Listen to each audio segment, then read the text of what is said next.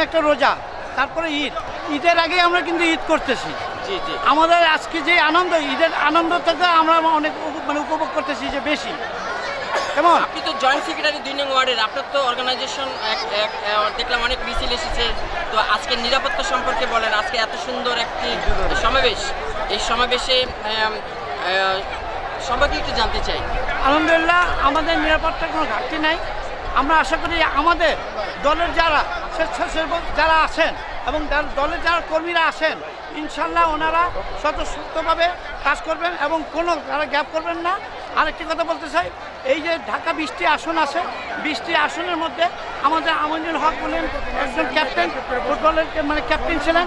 আমরা চাই 20টি আসনের ক্যাপ্টেন ওনাকে বানাতে এবং সর্বোচ্চ ভোটে জয়লাভ করে আমরা আমিনুল ভাইকে আমাদের 16 আসনে পাস করাতে আমরা চেষ্টা করব ইনশাল্লাহ। এবং আমরা আশা করি বিপুল ভোটে আমাদের আমিনুল হক ভাই জয় করবেন এবং তিনি এই খেতাবটা নেবেন যে তিনি শুধু 16 আসনের ক্যাপ্টেন নয়, তিনি ফুটবলের জাতীয় দলের টিমের ক্যাপ্টেন নয়, তিনি 20টি আসন যে আছে ঢাকায়, এই 20টি আসনেরই উনি ক্যাপ্টেন এবং আমরা চেষ্টা করবো ওখানে এই ক্যাপ্টেন বানাতে। একটু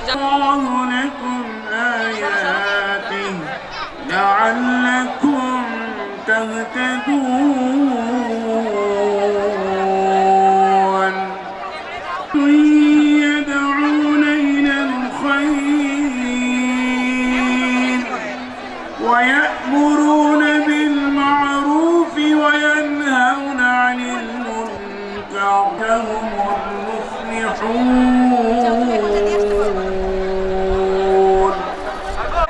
মূল্যবান বক্তব্য রাখবেন ঢাকা 16 পল্লবী এবং রূপনগর আসনে বক্তব্য রাখছেন জনাব আমিনুল হক।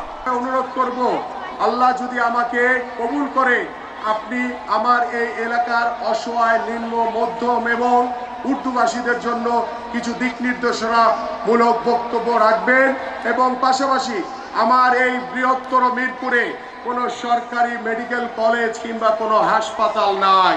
আল্লাহ যদি আমাদেরকে কবুল করে, ইনশাআল্লাহ আমরা যদি সরকার গঠন করতে পারি, আমি আপনার কাছে নিবেদন করছি আমার এই এলাকায় একটি সরকারি হাসপাতাল এবং একটি সরকারি মেডিকেল কলেজ তৈরি করে দিবেন ইনশাআল্লাহ।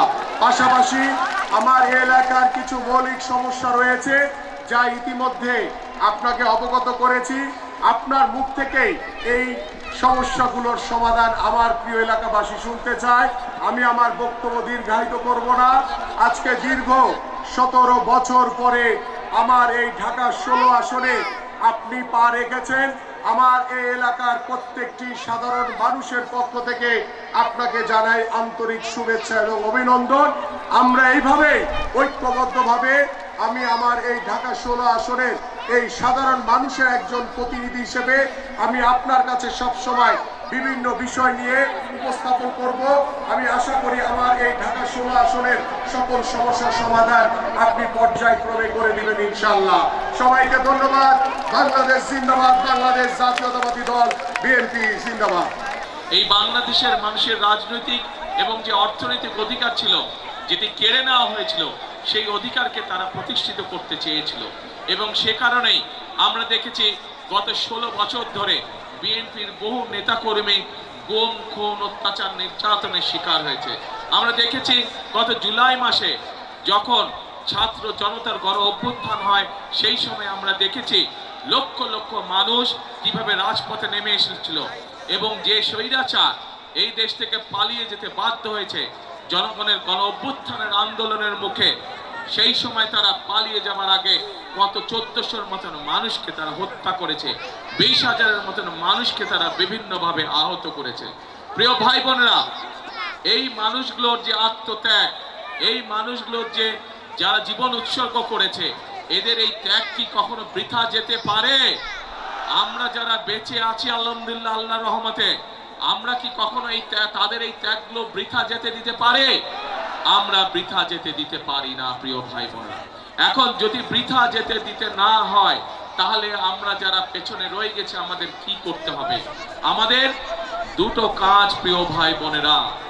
একটি কাজ হচ্ছে যেই অধিকার আদায়ের জন্য ওই মানুষগুলো জীবন দিয়েছে, পঙ্গুত্ব বরণ করেছে কেউ কেউ, সেই অধিকার আমাদের আদায় হওয়ার সময় হয়ে এসেছে। অর্থাৎ 12 তারিখ যেই নির্বাচনের জন্য বাংলাদেশের মানুষ এক যুগেরও বেশি সময় ধরে অপেক্ষা করেছে, যে নির্বাচনের মাধ্যমে বাংলাদেশের মানুষ তাদের অধিকার প্রয়োগ করতে চায়, যে নির্বাচনের মাধ্যমে বাংলাদেশের মানুষ তাদের মতামত তুলে ধরতে চায়, সেই নির্বাচন আমাদের সামনে উপস্থিত এবং জনগণ সেদিন 12 তারিখে তাদের সেই অধিকার প্রয়োগ করবে।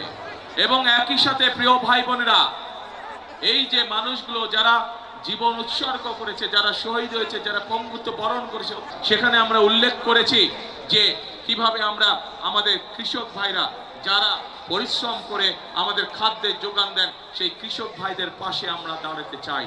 সেখানে আমরা সুন্দরভাবে উল্লেখ করেছি আপনাদের এলাকার সন্তান আমিনুল যেমন একজন প্রফেশনাল খেলোয়াড়, শুধু আমিনুল একা কেন হবে, আমিনুল মতো আরো শত শত আমিনুল কিভাবে আমরা তৈরি করতে পারি দেশে, সেটির উল্লেখ আমরা করেছি প্রিয় ভাই বোনেরা।